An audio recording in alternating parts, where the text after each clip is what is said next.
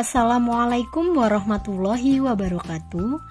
Perkenalkan, nama saya Nisa Zumrotus Solehah, NPM 1801050035, jurusan Pendidikan Guru Madrasah Ibtidaiyah, dosen pembimbing lapangan Ibu Khadijah MPDI, Fakultas Tarbiyah dan Ilmu Keguruan IAIN Metro Lampung. Di sini saya akan menyampaikan materi tema 1, Indahnya Kebersamaan, subtema 1, Keberagaman Budaya Bangsaku, pembelajaran ketiga, tematik kelas 4. Sebelum saya mulai pembelajaran pada hari ini, saya akan menyampaikan kompetensi inti, kompetensi dasar, dan indikator. Yang pertama, kompetensi inti. 1. Menerima dan menjalankan ajaran agama yang dianutnya. 2. Menunjukkan perilaku jujur, disiplin, tanggung jawab, santun, peduli, dan percaya diri dalam berinteraksi dengan keluarga, teman, guru, dan tetangga. Yang ketiga, memahami pengetahuan faktual dengan cara mengamati, yaitu mendengar, melihat, membaca, dan menanya berdasarkan rasa ingin tahu tentang dirinya, makhluk ciptaan Tuhan, dan kegiatannya, dan benda-benda yang dijumpainya di rumah atau sekolah. Yang keempat, menyajikan pengetahuan faktual dalam bahasa yang jelas, sistematis dan logis, dalam karya yang estetis, dalam gerakan yang mencerminkan anak sehat, dan dalam tindakan yang mencerminkan perilaku anak beriman dan berakhlak mulia. Yang kedua, kompetensi dasar. Muatan bahasa Indonesia. 3.1 menunjukkan gagasan pokok dan gagasan pendukung yang diperoleh dari teks lisan, tulis, atau visual. 3.2 memetakan keterhubungan antar gagasan yang didapat dari teks lisan, tulis, atau visual. 4.1 menata informasi yang didapat dari teks berdasarkan keterhubungan antar gagasan ke dalam kerangka tulis. 4.2 menyajikan hasil penataan informasi sesuai dengan keterhubungan antar gagasan ke dalam tulisan. Muatan IPA. 3.6 memahami sifat-sifat bunyi dan keterkaitannya dengan indera pendengaran. 4.6 menyajikan laporan hasil pengamatan dan garis miring atau percobaan tentang sifat-sifat bunyi. Yang ketiga, indikator. Muatan bahasa Indonesia. 3.1.1 mengidentifikasi gagasan pokok dan gagasan pendukung setiap paragraf dari teks lisan. 3.2.1 mengidentifikasi keterhubungan antar gagasan yang didapat dari teks lisan, tulis, atau visual. 4.1.1 menyajikan gagasan utama dan gagasan pendukung setiap paragraf dari teks tulis dalam bentuk peta pikiran. 4.2.1 menyusun hasil penataan informasi sesuai dengan keterhubungan antar gagasan ke dalam tulisan. Muatan IPA. 3.6.2 menjelaskan sifat-sifat bunyi merambat. 4.6.2 menyajikan laporan hasil percobaan tentang sifat-sifat bunyi merambat. Tujuan pembelajaran. Yang pertama, setelah percobaan, siswa mampu menjelaskan sifat-sifat bunyi merambat dengan lengkap. Yang kedua, setelah percobaan, siswa mampu menyajikan laporan tentang sifat-sifat bunyi merambat dengan sistematis. Yang ketiga, setelah membaca teks membantu sesama, siswa mampu mengidentifikasi gagasan pokok dan gagasan pendukung setiap paragraf dari teks tulis dengan mandiri. Yang keempat, setelah membaca teks tentang membantu sesama, siswa mampu menyajikan gagasan utama dan gagasan pendukung setiap paragraf dari teks tulis dalam bentuk peta pikiran dengan tepat. Nah, sekarang mari kita simak video bersama-sama. Selamat menyaksikan.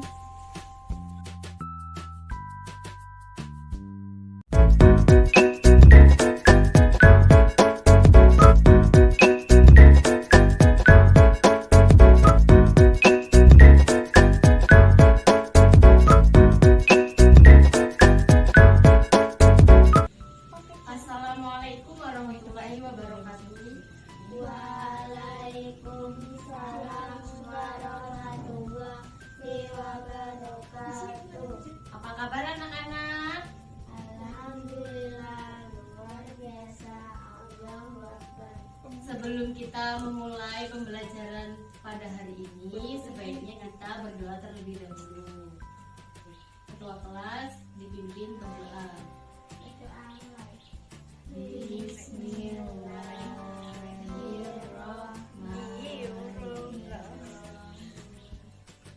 Raditu billahi rabban wa bil islami dinan wa bi Muhammadin nabiyya wa rasulah. Rabbi zidni ilma warzuqni fahma. Amin ya rabbal alamin. Siapa yang hari ini tidak masuk? Fahri Bu. Kemana Fahri tidak masuk? Nggak tahu Bu. Gak tahu ya. Baik, sebelum Ibu mulai pelajaran untuk hari ini, Ibu akan mengulas materi yang kemarin. Nah, materi kemarin kita membahas alat musik tradisional, yaitu ada angklung, ada saluang, ada kecapi, ada kendang, dan ada tifa. Ada apa aja alat tradisional? Ada angklung, saluang, Kecapi, kendang, dan tifa. Nah, pada materi hari ini kita akan mempelajari permainan tradisional dan bunyi merambat. Nah, manfaat mempelajari permainan tradisional yaitu membangun karakter melalui permainan anak tradisional. Dan manfaat mempelajari bunyi merambat yaitu supaya kita lebih mengenal suara-suara asing. Mengerti anak-anak? Mengerti Bu. Baik, materi kita pada hari ini yaitu tema 1, subtema 1, pembelajaran 3. Silakan dibuka bukunya.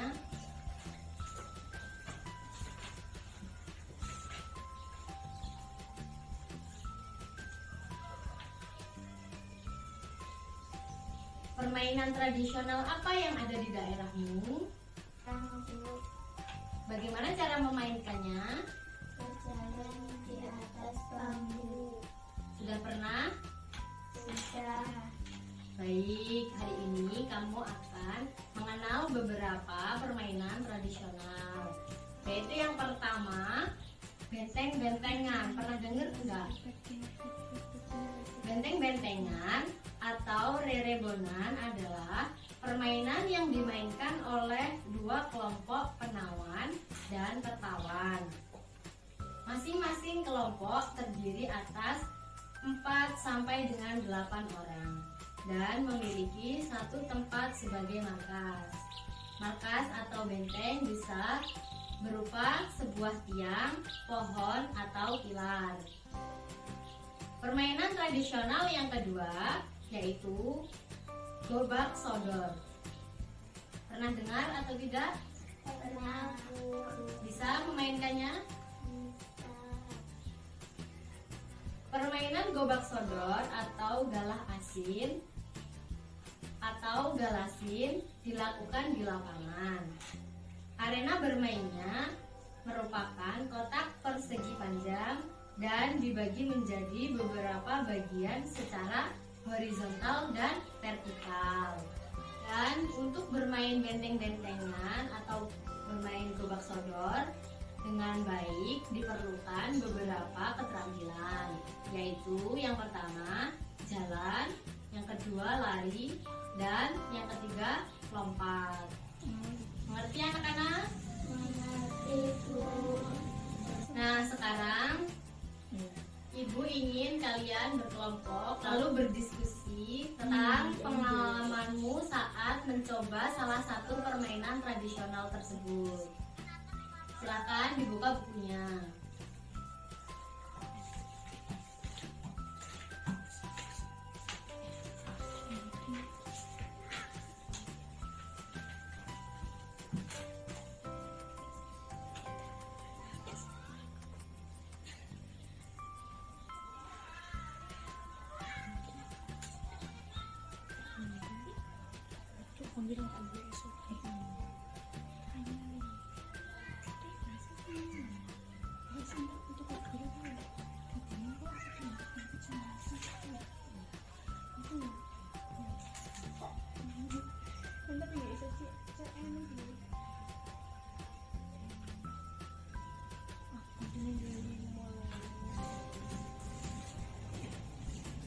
Baik, materi selanjutnya. Selain memiliki permainan tradisional yang beragam, Indonesia memiliki musik tradisional yang beragam. Bunyi yang dihasilkan suatu benda berbeda-beda. Demikian pula dengan bunyi yang dihasilkan oleh alat musik tradisional. Bagaimana bunyi bisa sampai ke telinga kita? Ada yang tahu? tidak guru Baik, Ibu akan menjelaskan.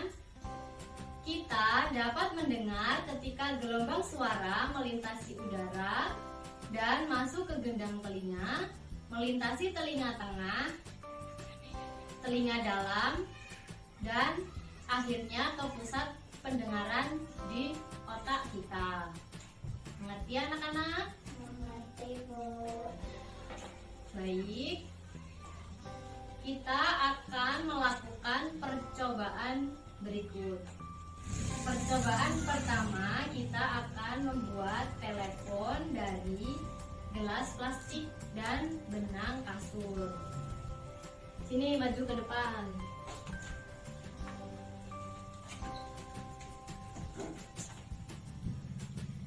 Nah, langkah pertama, buatlah satu lubang kecil dengan ujung paku di tengah dasar gelas plastik. Coba satu-satu ini. Ayo.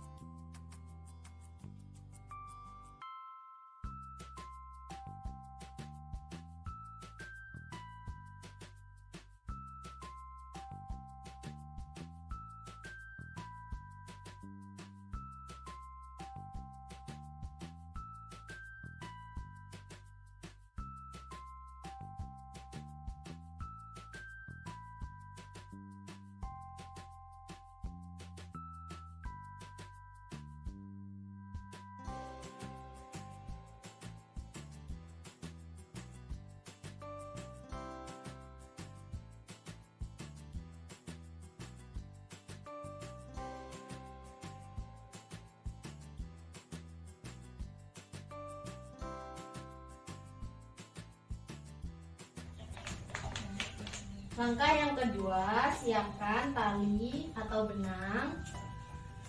Kemudian masukkan benang ke dalam gelas plastik melalui lubang kecil. Masukkan. Yo, masukkan.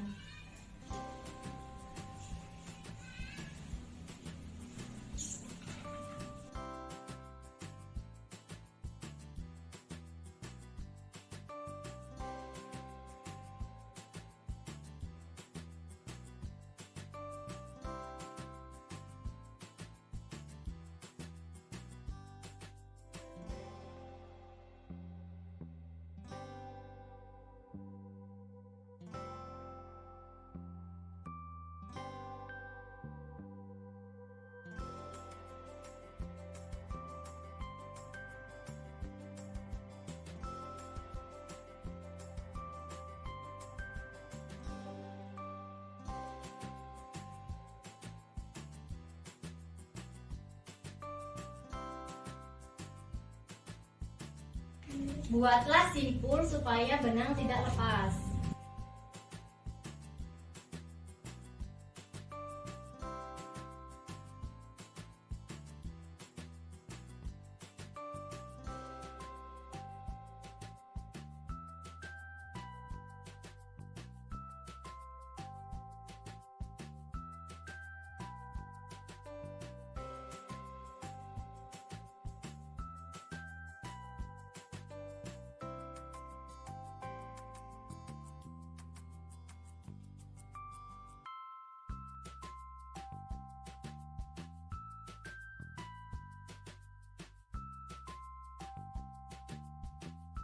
Kemudian berbicaralah dengan temanmu melalui telepon atau gelas plastik tersebut.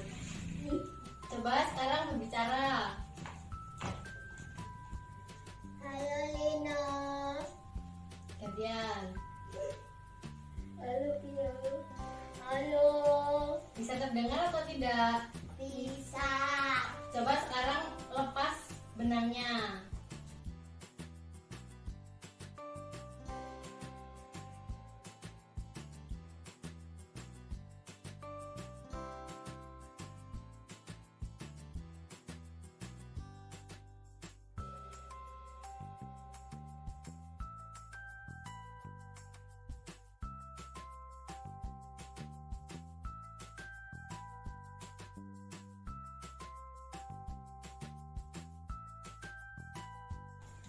Nah, setelah dilepas, coba berbicara lagi.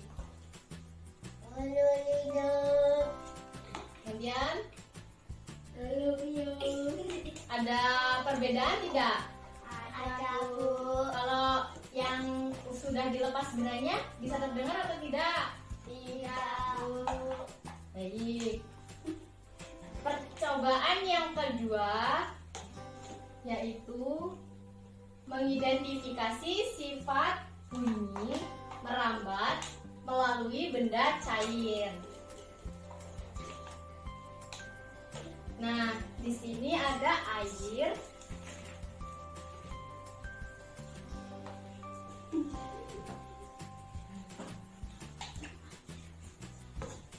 dan ada corong. Coba dipegang. Nah, masukkan corong. Kalau bisa jangan menempel bagian pinggirnya ya. Kemudian coba telinganya ditaruh di corongnya. Pio, ketuk ininya. Terdengar atau tidak? Terdengar? Ada bunyi yang merambat? Ada. Coba, Pio. Nah, yang mengetuk. Ada bunyi yang merambat? Ada Bu. Baik. Cukup ya percobaan kita. Baik, anak-anak. Setelah kita melaksanakan percobaan tadi, kita bisa mengetahui mana yang terdengar dan mana yang tidak ya, anak-anak. Iya Bu. Sebenarnya ada satu percobaan lagi, yaitu percobaan dari udara. Tetapi karena alatnya kita tidak ada, jadi 2 percobaan saja cukup ya anak-anak. Iya, Bu. Baik, di sini terdapat tabel. Mari kita isi bersama-sama tabel tersebut. Percobaan yang pertama, media atau perantara perambat bunyi yaitu dari padat. Nah, padat itu yang kita buat dari gelas plastik tadi ya anak-anak. Iya, Bunyi yang dihasilkan terdengar atau tidak? terdengar, Bu. Baik, berarti yang di checklist yang terdengar ya anak-anak. Silahkan di checklist di bukunya masing-masing. Sudah, Bu. Percobaan yang kedua yaitu media atau perantara perambat bunyi dari air. Yang tadi kita pakai gayung, ada air, terus ada corong. Bunyi yang dihasilkan terdengar atau tidak? Terdengar, Bu. Baik, berarti yang di checklist terdengar. Silahkan di checklist bukunya masing-masing ya anak-anak. Sudah, Bu. Nah, di lembar selanjutnya terdapat pertanyaan. Silahkan dijawab dengan kelompoknya masing-masing ya anak-anak. Iya, Bu. Silahkan dikerjakan.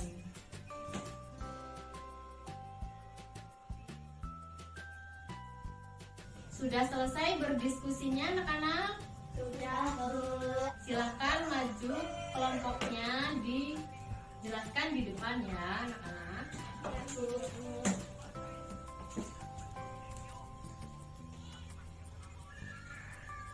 Silahkan dibaca soalnya dan jawabannya. Media atau benda apakah yang digunakan untuk merambatkan bunyi? Bunyi dapat merambat dan sampai ke telinga kita melalui media, benda cair, padat, dan gas. Apakah bunyi yang dihasilkan dari setiap media sama? Mengapa? Benda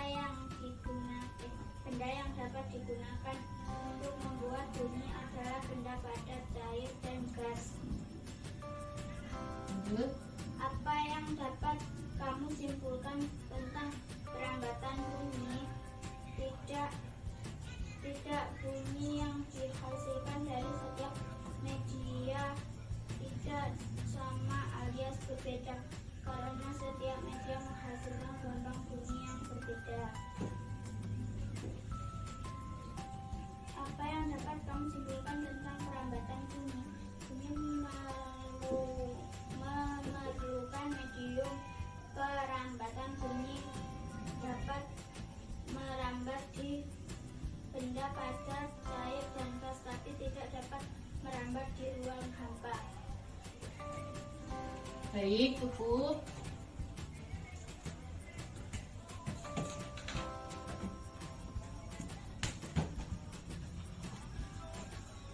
Baik, anak-anak, selanjutnya kita menulis laporan dari salah satu percobaan yang kalian lakukan.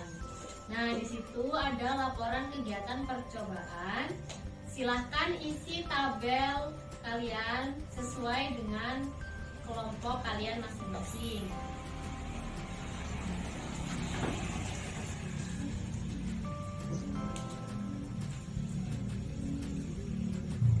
Ada yang kesulitan atau tidak? Tidak, Bu. Baik, silahkan melanjutkan membuat laporan hasil percobaan ya. Mari, Bu.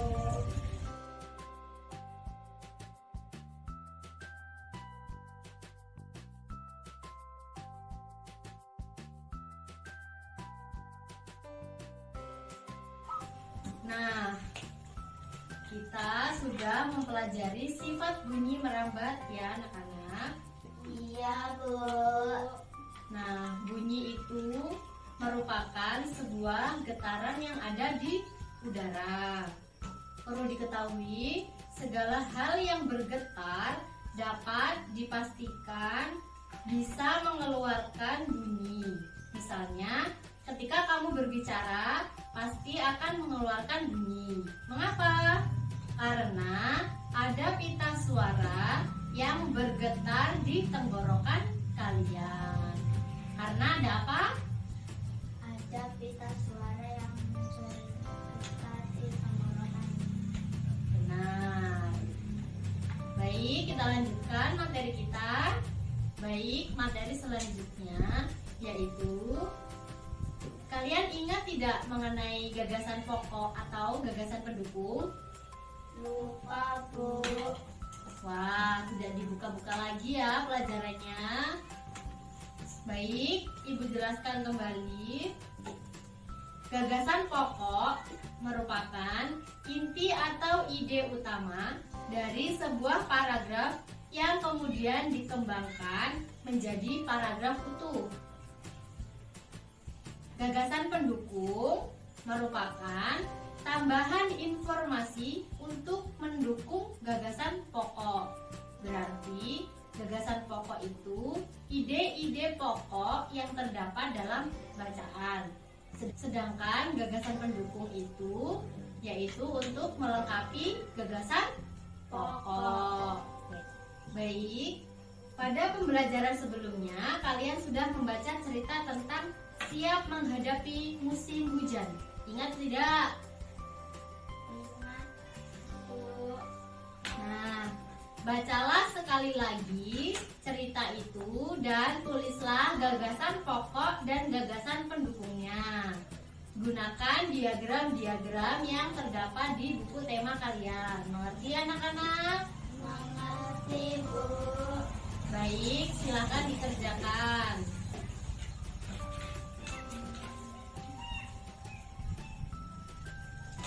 Baik anak-anak, mari kita diskusikan jawaban kalian. Silakan yang mau membaca. Gagasan pendukung paragraf 1 musim hujan kamu katakan warga kamu berencana melakukan gotong royong. Warga kamu katakan berencana membersihkan selokan. Warga kamu katakan ingin membuat selokan mereka bersih. Jika selokan bersih maka warga tidak akan kebanjiran. Gagasan pokok paragraf 2. Warga semangat membersihkan selokan. Gagasan pendukung paragraf 2. Pak Sami dan Pak Udin membersihkan selokan dari sampah. Pak Made dan Pak Udin memastikan selokan tidak terhambat. Gagasan pendukung paragraf 3. Warga berkumpul setelah kerja bakti, makanan dimasak. Para ibu, para warga senang. Selokan kamu bapakan sudah bersih. Selokan kamu bapakan sudah lancar. Warga yang menghadapi musim hujan. Sudah, Bu. Baik anak-anak, sebelum kita tutup pelajaran kita hari ini, mari kita renungkan bersama-sama mengenai materi kita pada hari ini. Ibu mau bertanya terlebih dahulu, apa yang kamu pelajari dari kegiatan hari ini anak-anak? Hari ini saya belajar tentang menjalin kekompakan bekerja dengan tim. Keragaman apa yang kamu pelajari? Keberagaman permainan tradisional dan keberagaman perlambatan bunyi. Sudah maksud ya? Iya, Bu. Inti kita mempelajari permainan tradisional dan bunyi merambat. Sudah, Bu. Baik. Lalu apa yang akan kamu lakukan agar alat musik tradisional Indonesia tidak punah? Kita menjaga, mencintai, mempelajari, memperkenalkan dan melestarikan alat musik tradisional tersebut. Baik, sudah mengerti ya apa yang akan kita lakukan agar alat musik tradisional tidak punah, mencintai, merawat, dan mempelajari alat musik tradisional. Sekarang Ibu akan memberi tugas dikerjakan bersama orang tua di rumah. Cobalah lakukan salah satu percobaan tentang perlambatan bunyi di rumah. Catat ya. Lalu kemudian ceritakan hasilnya kepada teman dan gurumu di sekolah ketika kalian bertemu dengan ibu kembali. Ya, Bu. Sudah maksud ya anak-anak? Sudah, Bu. Baik, mungkin itu saja pelajaran pada hari ini. Sebelum kita pulang, kita berdoa terlebih dahulu supaya kita di perjalanan dihindarkan dari berbagai musibah. Silakan dipimpin berdoa. Doa mulai. Bismillahirrahmanirrahim. Wal 'asri innal insana lafi khusrin illa alladzina amanu wa 'amilus sholihati wa tawassaw bil haqqi wa tawassaw bis sabri. Berdoa selesai. Baik, Ibu cukupkan, Ibu akhiri. Wassalamualaikum warahmatullahi wabarakatuh. Waalaikumsalam warahmatullahi wabarakatuh. Pulang dengan hati-hati ya anak-anak. Iya, Bu.